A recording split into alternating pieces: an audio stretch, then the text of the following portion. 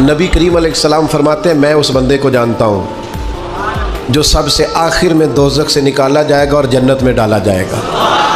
सबसे आखिर में दोज़ख से निकलेगा और जन्नत में जाएगा, मैं जानता हूँ। हुजूर फरमाते हैं अल्लाह ताला अपने करम से, अपनी रहमत से, ये ज़रा अंदाज़ देखिए, इस पर हुजूर बड़ा मुस्कुराए, बयान करके बड़ा मुस्कुराए।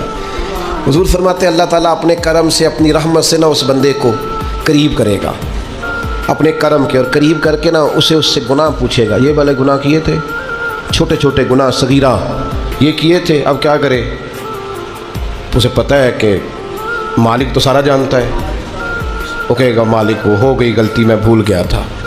अल्लाह फरमाएगा ये वाला भी किया था, या अल्लाह गलती हो गई, नफ्स गालिब आ गई। ये वाला भी किया था, अल्लाह मैं भूल गया था। हुजूर फरमाते हैं अब ये बंदा डर रहा है कि ये तो अभी छोटे छोटे हैं, मेरे तो पाप भी हैं बड़े बड़े पीछे, ये जो शुरू हुआ है काम तो ये कहीं दूर ही ना निकल जाए, क्योंकि ये तो छोटे छोटे गुनाह सगायर अभी आ रहे हैं, तो पीछे कबायर भी हैं और बड़े बड़े गुनाह हैं।